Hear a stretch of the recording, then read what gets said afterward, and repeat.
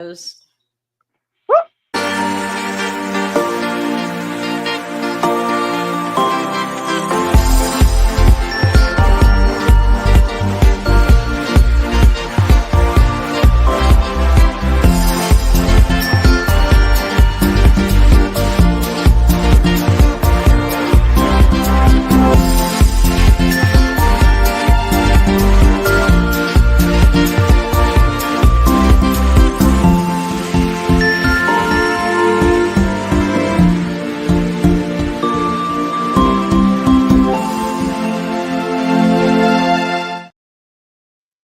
Magic Makers. I'm Mobirella.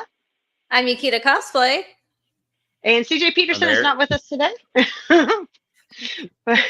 She will be eventually, guys. It'll be great. This is also pre-recorded, so if we miss your comments, don't be offended. It's not like we're ignoring you. Yeah. So we have a very special guest with us today, but we will get to him as soon as we get our wands to the ready. Because I forgot the part, didn't I? Thank you for listening to Magic Making Mischief. As you see, we are always mischievous. Here comes the chaos. Wands to the ready. We solemnly swear we're up to no good. We never are. Jeez. That's one way to do it. Woo. All right, and thank you for joining us so much today. We have Eric, and he is a cosplayer, and he does some amazing Star Wars cosplays. So, wow. Okay, CJ not being here today has like really thrown my brain up. I'm sorry. Apparently, we are like scattered. All right, it is a mischievous build. Enjoy the chaos, guys. Our brains are mischievously avoiding us today. Hashtag ADHD. All right. There we go. So, tell us a little bit about what got you started. Like what you do and whatnot. My name's Eric. I normally dress up as Trapper Wolf from The Mandalorian, Book of Boba Fett, and I guess you could say a little bit about Ahsoka as well, and hopefully in the new Mandalorian Grogu movie. That's pretty much my primary handle right there is Trapper Wolf. But I do have other costumes as well. But to kind of go back in the past, it started with me. I actually was writing some stuff down, and I was kind of reflecting about where I kind of started off at, and I kind of forgot about it. And some of the things that I would where I got my passion from, where I'm at to today in the costume field, was something as simple as Halloween. When I was a kid, I remember seeing the Phantom Menace when I was a kid in '98, I believe is when it came out. Bro, And yes. my first Star Wars costume was actually Darth Maul, and wasn't face paint or anything. It was a latex mask. Mine was plain Amidala. Lightsaber. Nice. That's awesome. And so it started from there. I also, in high school, I worked at the Renaissance Festival, the Texas Renaissance Festival, or TRF. Yes. And so you had to dress up. You had to act the part, or you should not have, but you got to act the part, and that's what we did. And that's how we draw the attention. And, obviously there's a money perspective thing, but set aside from that, it was really fun. It got me out of my shell in a way at the beginning stages. I didn't really realize it at that time. And so, long story short, about in 2017, that's when I started getting into the costume realm or cosplay realm of I think it was, no, maybe it was 2016. Yeah, 2016, actually. Wow. 8 years ago. Oh. Anyways, it was when the sequel movies were coming out for Star Wars, and I bought a Poe Dameron. It was a cheap one, Poe Dameron costume, and that's just kind of where it took off. And I stuck with the pilots ever since, because I do have let's see, I guess 3 pilot outfits. So I have a big love for the Star Wars realm of pilots. Nice. Very much like Poe. Nice. Yeah. Right. Probably the best character in. Well, no, actually. Okay, never mind. Let's not get into that one. Like, there's a lot of but all right. So, okay. So here's the question. So, do you like? This is a little off kilter on the Star Wars lore. Got my brain going. So, what are your thoughts as far as like the original Star Wars movies as things progress like into the stuff that's coming out nowadays? I'm just curious. Well, I originally started off, I'm one of the very rare people that could say this, I guess because when I was born, but I first saw Star Wars as the remastered version, the original trilogy. I have yet to meet someone that could say that. So that was when those movies came back out in the 90s, but they remastered, they changed certain things, but of course it wasn't owned by Disney at that time. So it started with that for me, and of course, I did actually watch the original cuts too a little bit later on, and in VHS back when VHS was a thing.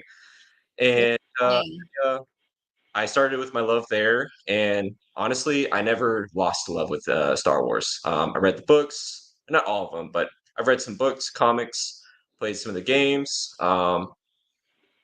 Let's see what else. Obviously, the new stuff that's been coming out, such as the TV shows, animated stuff, the future projects that are coming out. I'm looking forward to playing the newest Star Wars game that came out on Xbox and PlayStation, but I pretty much play on the PC. So that doesn't come out till next or later this month, but I'm gonna wait till it goes on sale. But how that all like transitioned to today from the original trilogy was, I think it has a lot to do with my parents actually. They really like Star Wars, and they brought that up to me at a very young age, and I loved it ever since. And had the action figures, and got some stuff for for Christmas and for a birthday. Because I remember when I turned 10 years old, my one of my favorite things, and I still love it to this day. And I still have it, is the AT-AT, and I got one for my 10th birthday, and I have some pictures of it while I was opening it up and everything. And it's like the really big size one from the 90s, so that was really cool. Oh, Cool. that's when they were like redoing the original toys and improving upon the make of them and stuff. I remember that. That was cool. Yeah, yeah, and then I go, of course, going to the prequels. That's where I first saw, I guess, like the new Star Wars when they first came out in theaters. And fun fact, the very first time I saw the Phantom Menace, I told this to Ahmed Best, and he had never heard of it. And Ahmed Best, by the way, for those who don't know, he's the individual who plays his Jar Jar Binks, and he also plays his Keller and Beck in the Mandalorian series. So hopefully we may see him a little bit more, maybe in a future project. But it was the first and only time I've ever had this experience. Now you can't because everything's digital, but the movie reel was actually stolen while the movie was playing halfway through, and the movie just cut out. I don't remember when exactly. I just remember the movie cutting out, and then they had to tell the audience, like, "Hey, like the movie was stolen."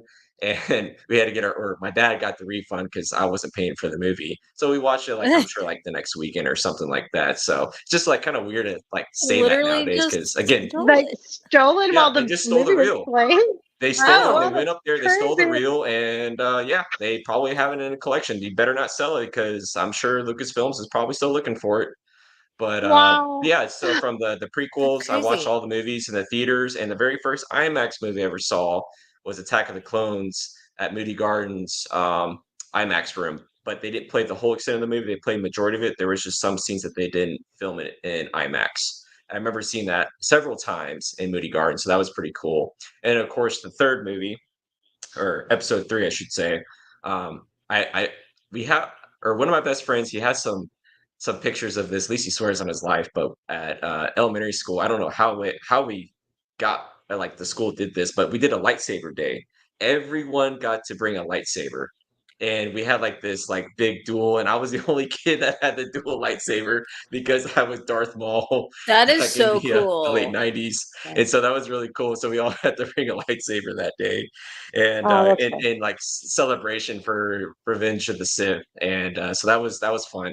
And then of course going to the sequels, I enjoyed watching them overall just because it was just fresh new content. It was something new to watch, regardless if you like the story or not. I was just excited just to have something. I'm that kind of fan that I'm excited to have something because at the end of the day, they don't have to, but they know that there is an audience for it, and I'm definitely part of that audience, and I will, support it. I may not like everything, but the beautiful thing is that there's always something out there for you to like, such as my favorite Star Wars TV show, is Andor. It's the best one in my opinion. It's Yes, written the I best. loved It's got the best Andor. storyline. It's got so much I symbolism, agree. and it goes away from the Force. Which don't get me wrong, I think the Force is an amazing thing, but there's so many people in the galaxy that don't have the Force, even though the Force is all around them.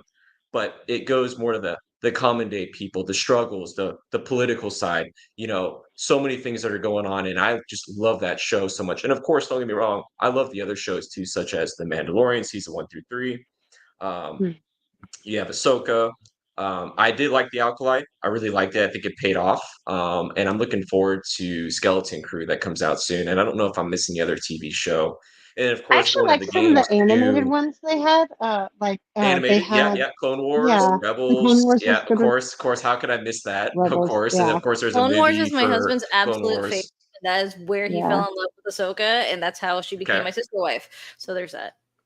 there you go. I really was impressed with the animated series, like that they, especially the earlier ones, like that.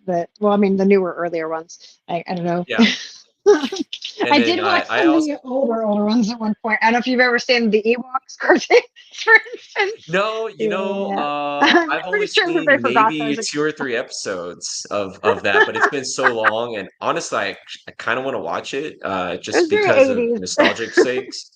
But There's yeah, it's like very Yeah, 80s feel to it. And there's I think definitely I very think 80s. that's what I hope. That's what like Skeleton Crew is kind of going towards, because that's what it kind of looks like. And I think it's got like the Goonies kind of feel. It's got the perspective of, again, like Andor. Like, yeah, there is a force sensitive person in there, but it's more surrounded with these kids eh, discovering something new. It seems like, and they're trying to run away from something while they hold the secret, and potentially it holds value where it could help their family or their planet or their community or whatever it could be. And they're they can use the it for good. Jedi, it seems like, yeah, he steps in, he tries to help out, but we don't know if he's really a good guy or not. So I'm excited to see that. Um, Same. of course, the character that I normally dress up as was Trapper Wolf, which is played by Dave Filoni. I've been a big fan of him for quite some time. Of course, when I was much younger, I didn't really know who he was, but I remember seeing his name on some of the stuff that I would watch, such as Avatar, The Last Airbender, not the Blue People, but Avatar, The Last Airbender. What He part was was he in involved in that? that project. Oh, was he like? He did. I could be wrong, so someone on the podcast may correct me later on, but that's fine. I think he has something to do with some of the story writing and some of the stories, not the whole story, Okay. but he dealt with some of that because he is very good at storytelling. Obviously, because I think he's like what, second in command in Lucasfilm Think behind so. Dave Kathleen Filoni, yeah. Kennedy.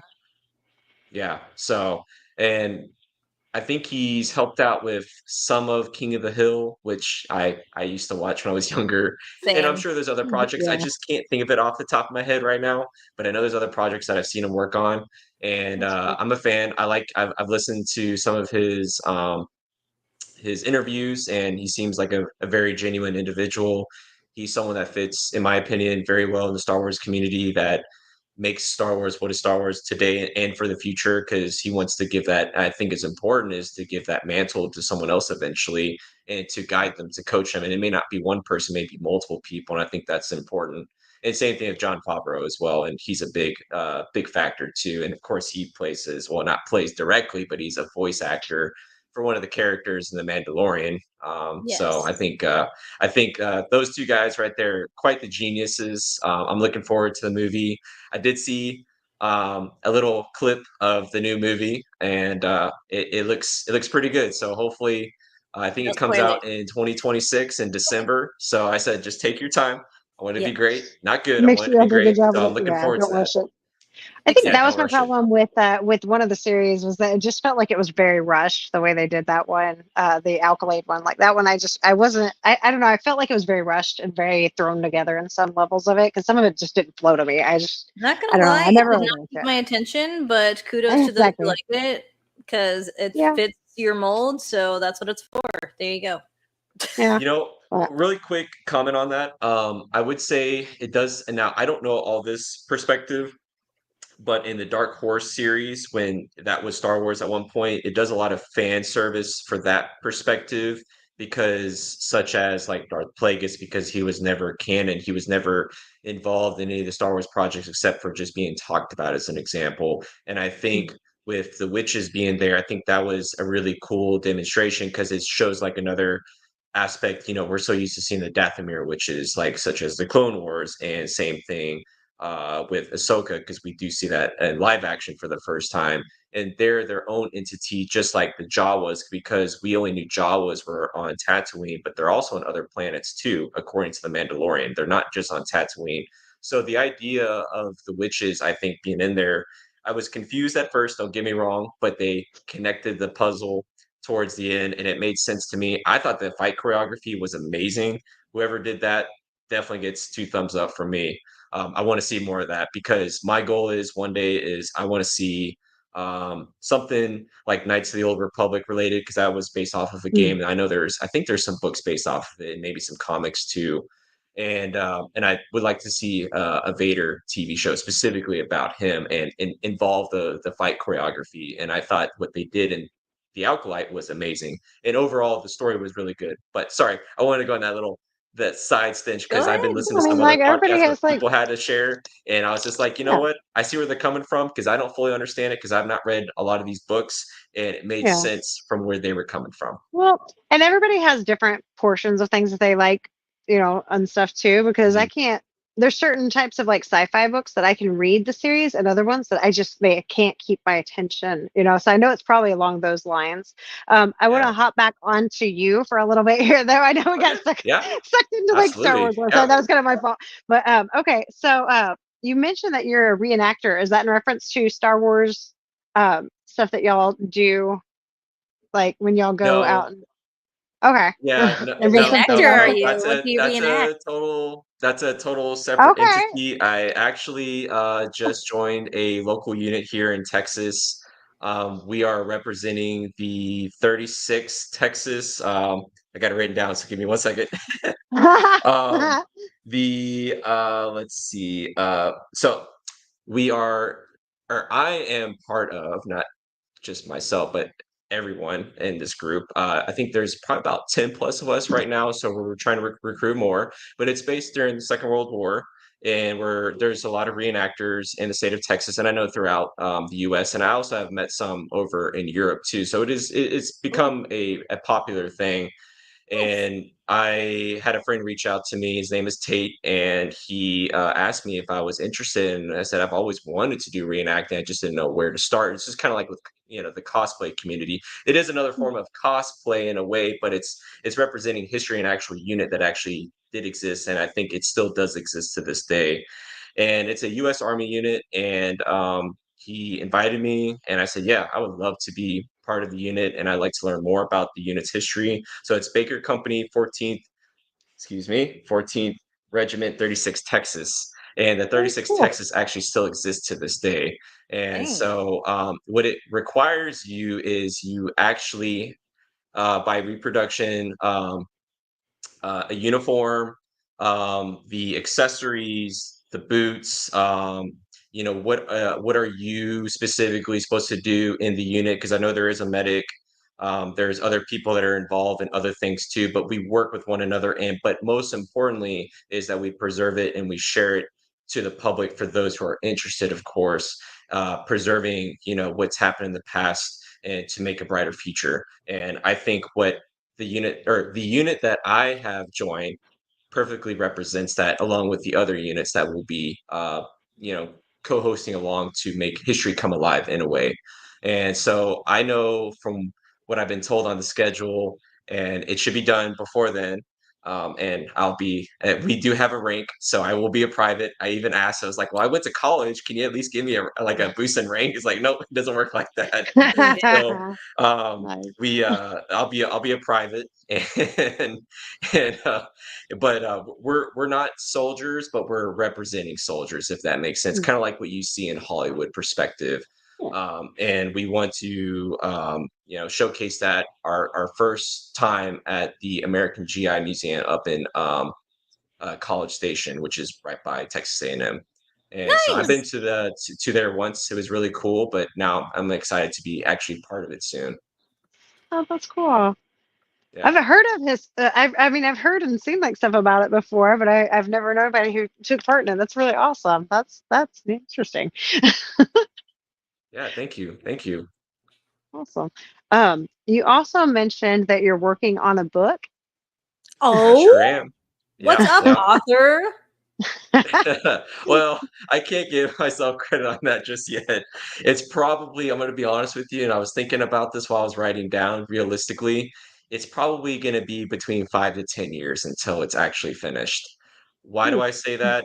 Well, there's a lot of research. I've read other history books. It is a history book, by the way. It is Oh. actually based on my great grandfather on my father's side of the family.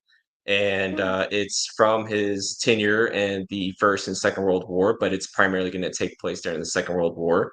I do have all of his letters, and I have all of his pictures. And when I mean by letters, there is a load of information of letters that he has written and he sent back that his wife, my great grandmother, kept and was just preserved in the family. And they still look pretty much brand new to this day. And he also drew a lot too when he had the time. He was an officer during the starts and the ending of the Second World War, and then afterwards. And the name of the book, it took me a little while, but I'm not 100% sure on this yet if it's still going to be this title. But for right now, as it stands, it is named Worlds of Love to My Loved Ones. Why? Oh. Because he always wrote back at the end of each of his letters to his wife and his daughter that way. And I Oh. said I wanted something that would connect to the book title, and I felt that that resonated the most. And I wanted to not just be like a book about war because I don't support war, but I want to emphasize the perspective of what he has to share from his stories, because there are some incredible stories that have been shared from my grandmother because she always talked about him uh, very uh very proudly, and was very just absolutely adored her. And same thing with her mom too, of course, but definitely adored her father and all the stories that he talked about. And I've been to some of the places in Europe, and I said it would be a shame if I didn't like share the story with the world. And I wanted to share it for the purpose of learning from the past and providing some perspective of non-opinionated history, because that's something I hold belief into me. And I feel like that the stories that he shared were incredible. And there's so many other stories that are missing out there too. It's not just him, that he's just part of the equation. And but I think his story would be an amazing one. And I've also envisioned too one day potentially where it could end up being a TV show or a movie. That's the kind of quality stuff that well, I wouldn't say quality, but some of the content that I've learned, but I haven't fully read through everything. And so I'm excited to share that with the world. And That's I awesome. think that his book would definitely be something worth giving back to my local community. And then there was a individual, actually, the first book title I was looking into, that actually already had the book title. It was To My Dear Loved Ones, I think it was the original name. And I was like, oh man, well they took or they already had the book name. So I was like, okay, that's not a big deal. But I said, but you know what? I want to reach out to Mm. that author one day, and I want to give them that book because of their inspiration of to allow me to write a book about my great grandfather, though they had nothing to do with it, but the title meant a lot to me. And the book that they had published was actually for, I think it was for autistic children, actually. And I kind of read Oh, through a little bit of the book, like the synopsis, and I was like, oh, this is a really good book. So I said, you know what? When I do get this book finished, I would love to send this book to the author or whomever is in relation, if in case if the author is not no longer with us. yeah, So gotcha, gotcha. it's That's all it's awesome. always to me. It's always about honoring Mm. someone that is committed good. And I think my great grandfather definitely committed that for sure. And again, I know I'm kind of rambling, but it's just something I'm Oh excited no, to that, share, No, that's really cool. Yeah, you basically. please, definitely. with Yeah. Yeah. passion. So writer Um. slash author, but not official yet. Okay. So, I want to hop back onto the Star Wars thing real quick. The cosplay specifically. You said in December y'all have a special photo shoot coming up. This will be y'all's third year doing that. Will you tell us about that again? Yeah, yeah, absolutely. So this is our third year in a row, and we dress up formally, business attire, and we either for the ladies dresses, and for the guys suits, ties, slacks, all that good stuff. Fancy. And we do Star Wars buckets. When you say bucket from Star Wars, it's usually it's the helmet. And we this year we decided on the theme for phase 2 clone troopers, and so everyone has to do a different one, even if it is a phase 2 clone trooper that's never been done before, which is totally fine. We're open to that, so we're going to do some photos. We're going to do some videos too, just do some silly stuff and some kind of like professional looking stuff too. And I'm excited to do that because we get to do it out in the public, where we kind of throw people off for a few That's fun. moments, and they're like, they see all of us dressed up, and we're taking these pictures. And I'm always like, well, what's going on? Is there like a movie coming, or are you guys like promoting something, or whatever? It's like, no, we're just doing this for fun because we got this from Instagram from a user, and then it sparked the idea. It's like, hey guys, we should totally do this. And so the group has grown since then.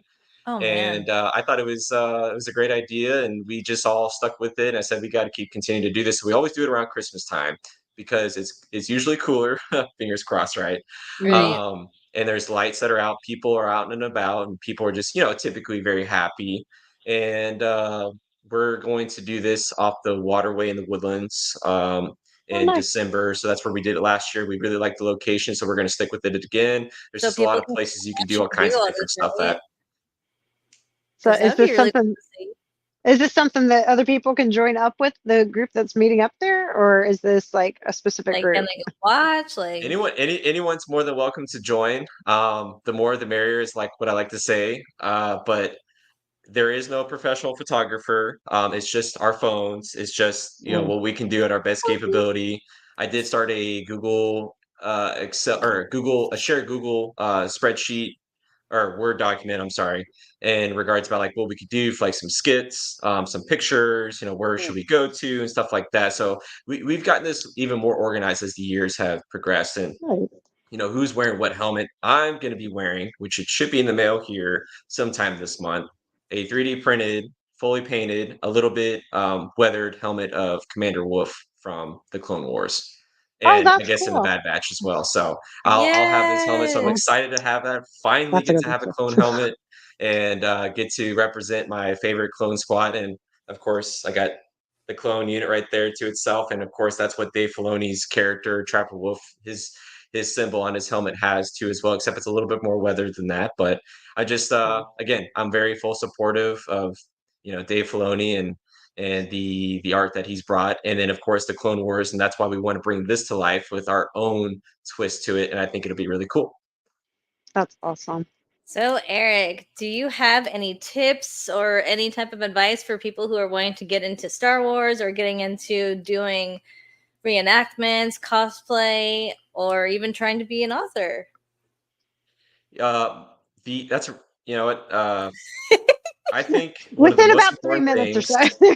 Okay, I think one of the most important things is networking, and networking is very important in the costume community or just life in general.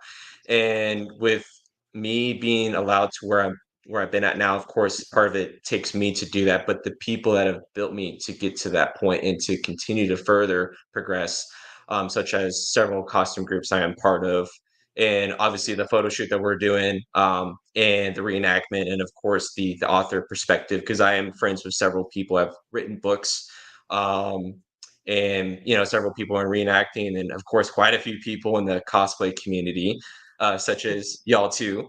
I think it's important to build those relationships and start from there and gather those ideas and what you see and what resonates with you, because not every costume you see out there may be something that you may want to get dressed up in, because what fits you, what's your image, what do you like. Yes, I have purchased a costume before in the past, and I actually don't wear it anymore because it doesn't resonate with me for the long term, and that's totally fine. That happens. You live and you learn, right? And I Of course. think that with the costume community, we build each other up. It's a positive community. It focuses us, especially if you're in the cosplay. What I mean by that is CAUSE, where you actually impact the community, which I think is very important. Not just wearing a costume, but actually bringing out the magic, especially for kids, where we bring out the character and show them the love and provide that opportunity that we're this character and helping our community, such as like food drives, raising funds for Make-A-Wish, and helping out the Sunshine Kids here in the Houston area, which is very important to local nonprofit group. And that way, those groups right there, I feel like that have all brought me up to where I'm at to today. That has provided me to get where I need to in the costume community. Because again, it is a team effort. It's not just you; it is a team effort, and I feel like that's something that's very important. It resonates with me. Love that. Awesome. Thank you so much for joining us today. It's been a pleasure talking with you. So if you guys want to find out more about definitely check out his cosplays on his Instagram. Everything he does, yes. My tongue is tied here. Would you spell that for us, Yukita, so they can that get is cosplay being CAUSE play, because it's for a cause. So for a cause play, there you go. Would you spell his link? My tongue keeps getting tied, so I want to make sure that we get Trapper Wolf. It is. Where are you? Okay. It's scrolling past. No, here it is. Okay. To find his Instagram, it's obviously Instagram.com/trappingwolvescosplay. And for those who are hearing, it's TRAPPING_WOLVES_COSPLAY. There you go. Sorry. Right. I want to make sure that was spelled right, because like my tongue was having issues getting English out for a moment there. There we go. So, all right. If y'all make sure to follow Eric on his socials, follow Mombi on our socials, and that's Instagram and YouTube and Patreon as well for her. And follow CJ on YouTube and on Instagram, and follow me, Yukita, on Instagram as well. Yes, and smash that thumbs up real quick before y'all go, and share this out with friends who want to come and check out some awesome stuff. Remember, guys. Who do we have next week? We have a special guest next week. If I can remember, my brain is dying. Stick around and find out, guys. 10 seconds. Next week we have Shell Bunny. Is that next week? Yeah, Shell Bunny. There you go. Shell Bunny creates. So, awesome. All right. Look forward to seeing her podcast. Yeah. Thank you again for joining us, Eric. It's been an absolute pleasure. And get y'all's wands ready. Because thanks for joining us, guys. Mischief managed. Bye. Bye.